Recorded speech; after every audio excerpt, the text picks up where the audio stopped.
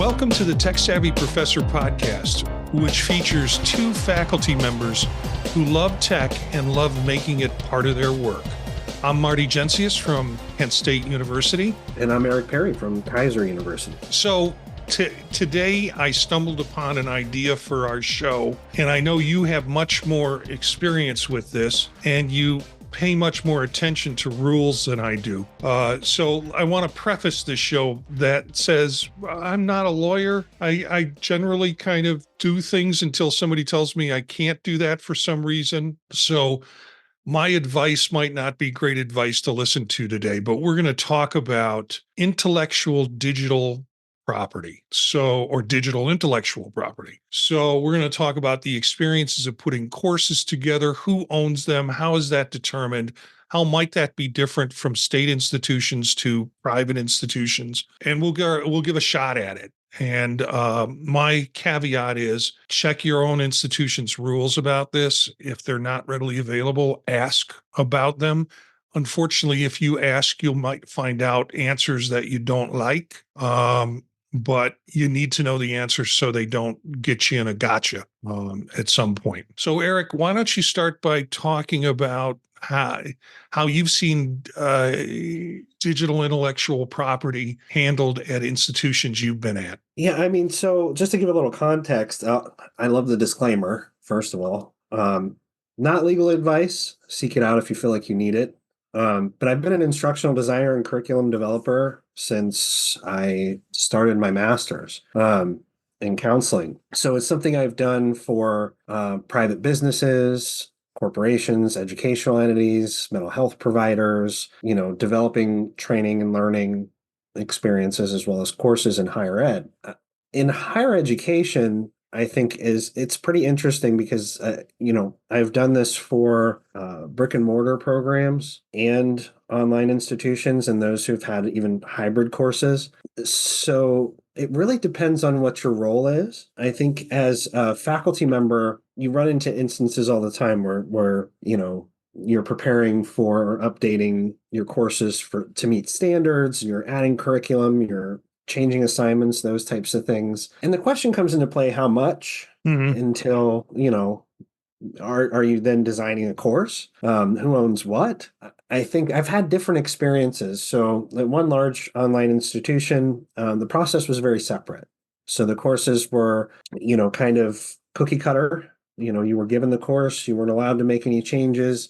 So when they redeveloped, they paid you as a developer to redevelop that course. And they would have instructional designers, curriculum developers, and what they would call SMEs or subject matter experts who would give kind of the critique of what was going into the course. So you would be paid based on your role. And there was a contract associated with that said anything that you developed as a part of this process, now the university owns because they're paying you for that intellectual property. I think when you start getting into programs that operate a little bit differently, so example, working in a brick and mortar program, part of my role was to develop courses. So they were effectively paying me for that, but there was no agreement around whose intellectual property was whose. And it did create issues later on when they wanted some kind of custom content and different things that involved a larger scope of work. So we had to have some conversations around that. I think the problem comes in a lot for me when there's not an outlined process.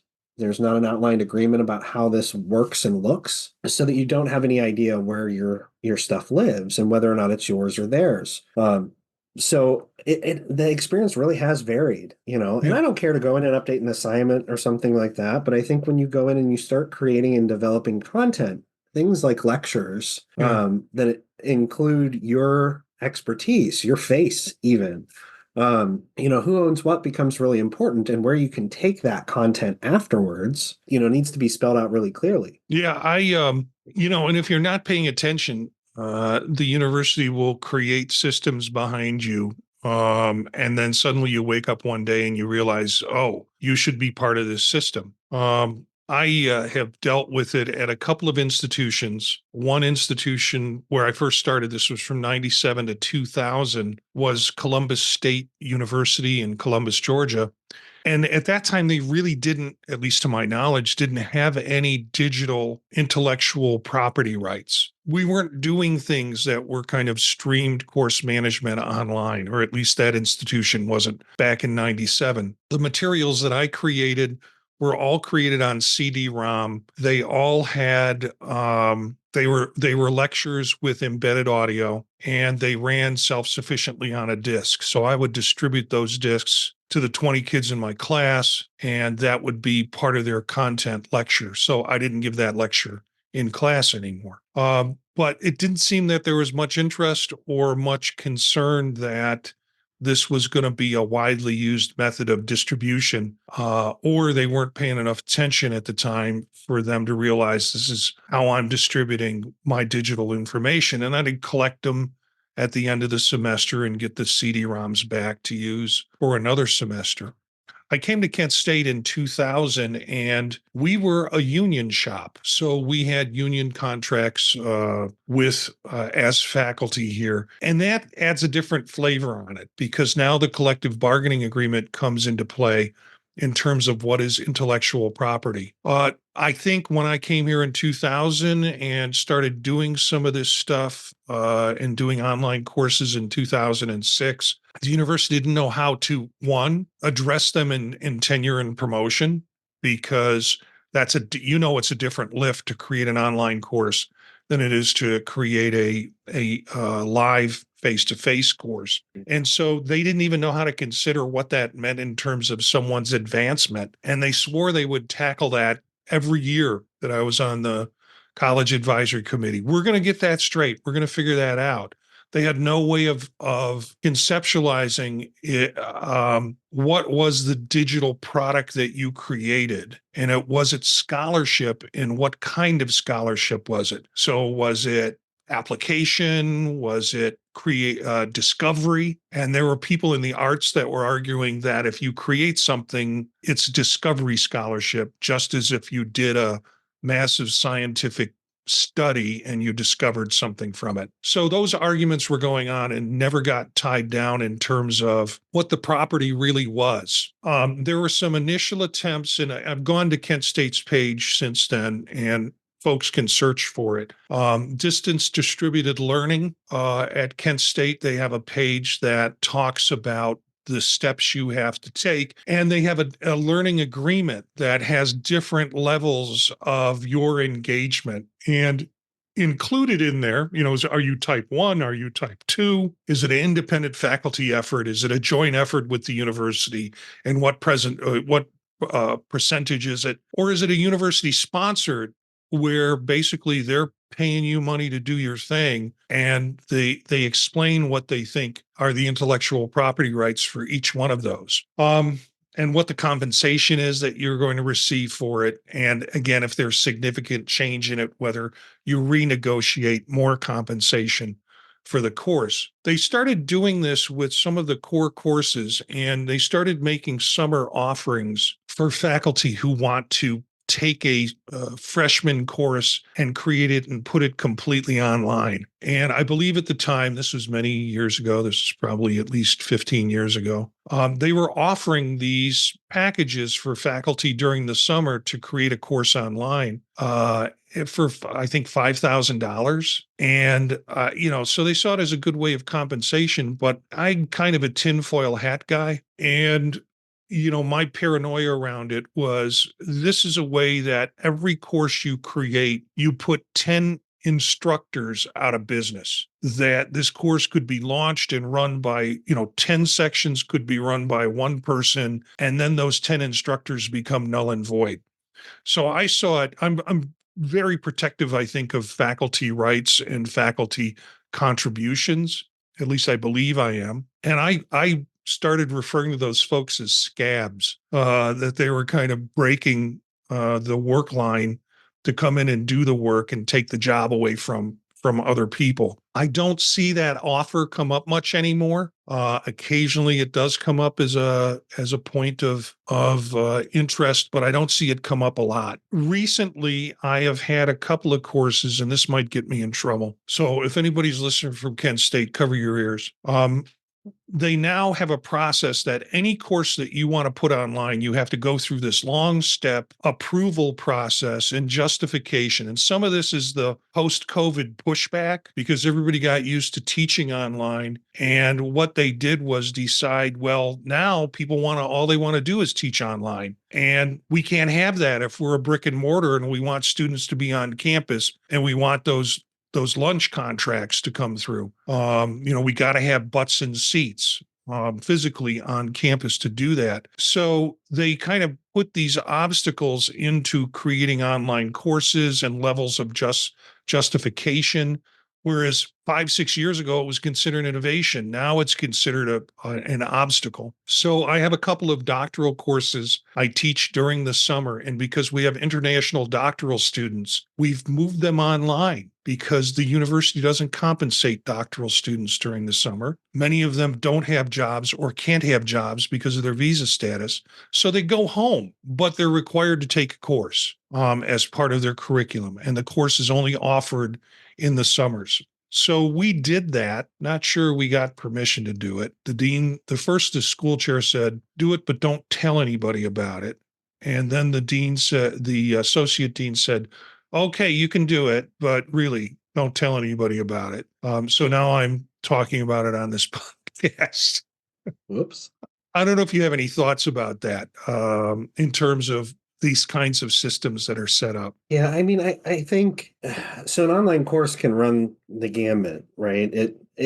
It's way too much to just build every time you go to teach it. There has to be some standardized components to it, just because of the workload involved. I think that's a necessary part of teaching online. So some of that has to be created. I don't have a problem with and actually support certain elements of the course being there and being standardized across instructors. You need that for assessment. You need those KPI assignments. You need those ways in which you universally assess students across their path through the program. I think where you get into trouble is when you start pulling out the faculty. So all the lecture content is there. You're just having them read, watch videos that you already have posted.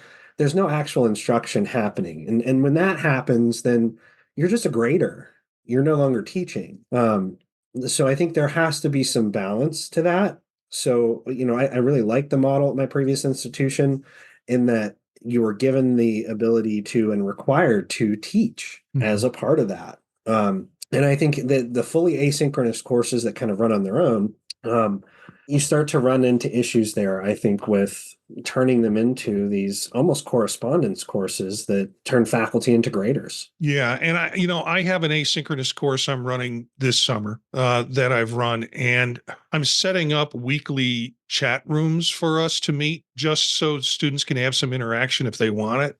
They're sending me email and I'm getting questions all the time, but just to say, okay, we know in a week a big test is coming up. Let's meet the week before here on Sunday night. I'm going to announce it the week before so you can make yourself available for anybody who has any questions. I'm not necessarily going to do any instruction because that's already there, but there's plenty of opportunity for you to ask questions, for you to get some idea of context and maybe to show you some things or give you some strategies for working through the exam.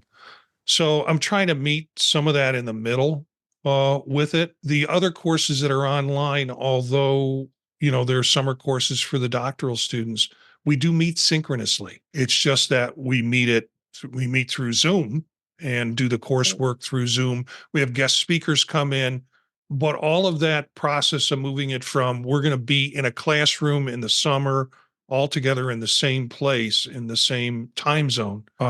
That should have gone through a whole series of approval and justification. In addition to that, it also opens up the course to I don't mind consistencies. I've gotten different points of view from people on what should happen, but and so there are some core elements that I think should be in an online course. And after doing it for over 20 years now, or 20 years or so now, I think I got that. I think I know what's missing when I need to add it and put it in so there's some consistency. Somebody told me never to put dates on your weekly modules. And they say, just do session 1, session 2, session 3. That makes it interchangeable. Well, the problem is students still want to know what the date is that things need to be accomplished by. So I don't follow everybody's advice. And yes, every semester I teach the course, I change some of the material, but I also make sure the dates are set on the modules so students have a starting point and an end point with it. So there's some of my own stubbornness in there. The question to kind of tie this up is, do you have any experiences in protecting what's your materials and what the university says is theirs? And how do you do it? Yeah, I mean, for me, if I'm brought in as an ID or a curriculum developer or even a subject matter expert, I need a contract and an agreement that outlines specifically what's mine and what's theirs. And I have some lines I draw there, and yours may be different, but if my voice is going to be in it, if my face is going to be in it, if I'm lecturing or creating or developing instructional content, there's a higher price for that, right? That is something you're going to own. That's mine. That's my own creative content that you're going to then choose to deliver however you see fit. And I think that's worth something. And I think we should all know that that's worth something. So that agreement is really important. And you need to make sure you know what that means and seek legal consultation if you don't, or if you feel like you're being pushed in a direction that you're uncomfortable with. I'm also very comfortable with no. I've learned the value of no over the years. I think the other thing to be really careful of is working within any type of learning management system, know what you put in there and how that's used. So there's a Yeah. lot of integrated tools now, like Kaltura, like Zoom, Blue Jeans. There's several of them where you might record content and post it within your course, and it kind of lives in a media library. Who owns that then? Is it them or is it you? Once you access and use that system and you record there, that may not be your intellectual property anymore. So know what the policies are around that. I think when you protect your content, I don't send anything to anyone to like view that isn't in a draft status, that doesn't have a watermark on it. Those kind of physical things to kind of ensure that it's not used in a way that you don't want it to be. It's the same as presenting at a conference. I early on, one of my first presentations I did, somebody asked me to send them the PowerPoint. And I did. And then I got to see it at another conference with somebody else presenting, a year later. And let's make it clear, it wasn't me. It was not, no. But I mean, those physical securities are great too. Yeah. So you know where you're sending things and who has them and what they can do with them. Those are the best pieces of advice that I can offer. If you're going to send somebody something, know where it lives.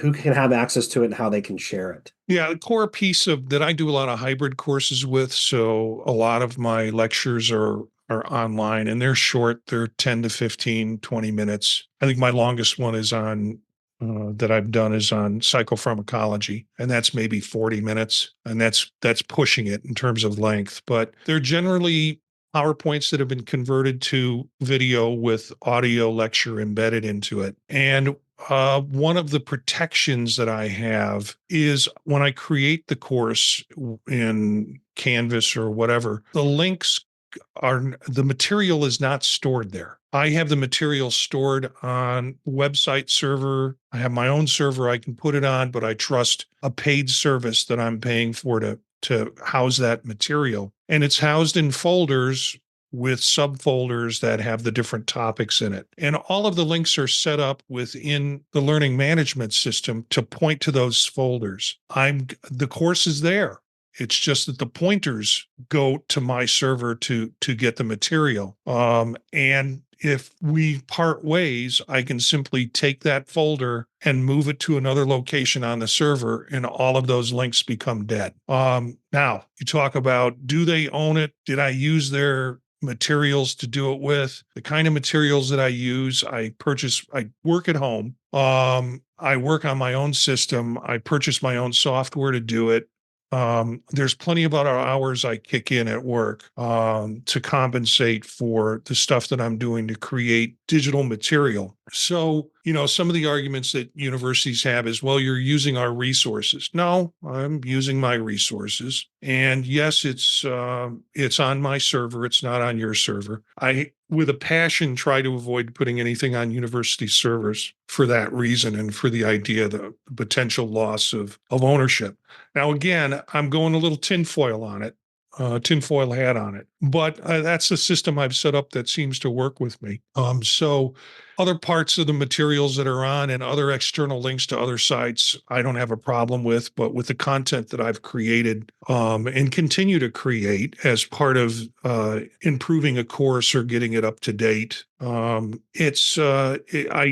have a tendency to house that on my own property and outside of the university property. I could be getting in big legal trouble for that. I don't know. Again, I'm not a lawyer. The university might say, no, we need to have all those files. I also put it in a streaming format, HTML5, which means as a streaming thing, it's hard to download or rip. So it's another layer of protection on the material that I have, that I'm not housing full MP4 files of the video on my server for people to download.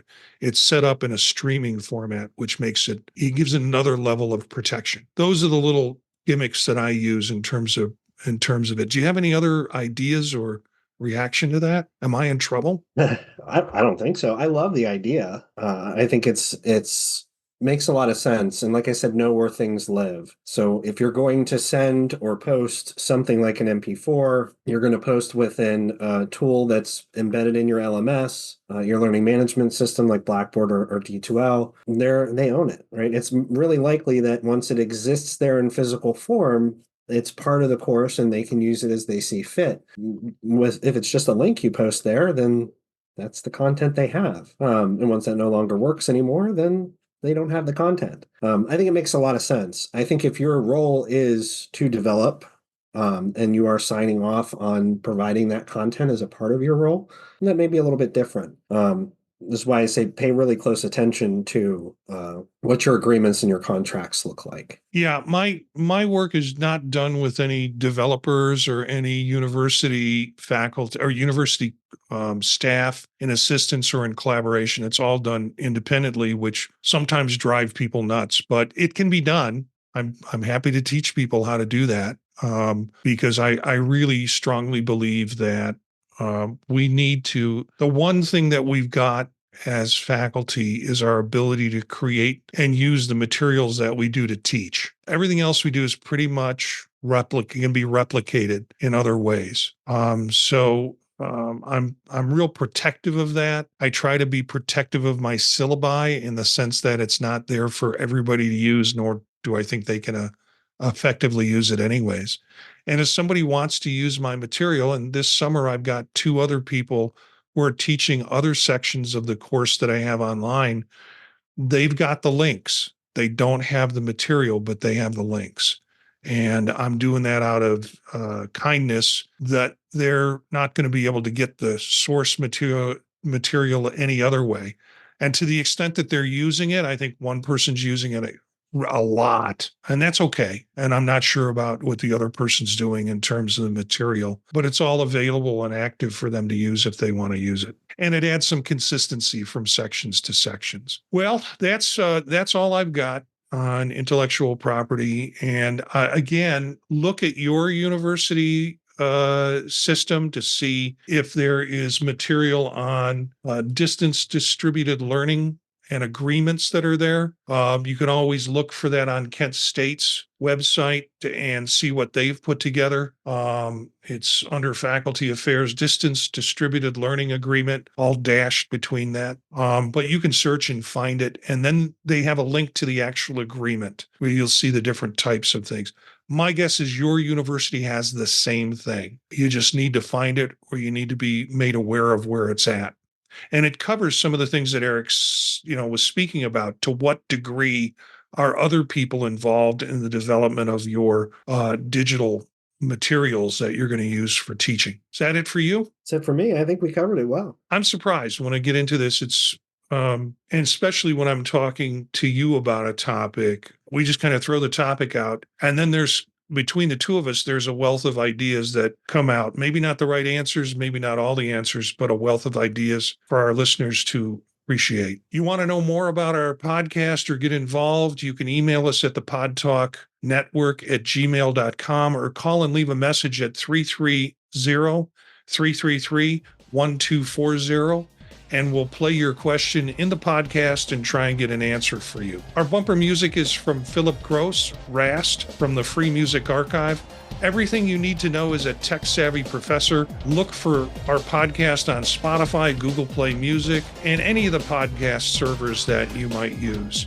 Look for other shows like Circular Firing Squad on the podtalk.net and new shows, new show that I'm doing on spatial computing called Vision Profiles. That's it for today's show. Thanks for subscribing to the Tech Savvy Professor podcast.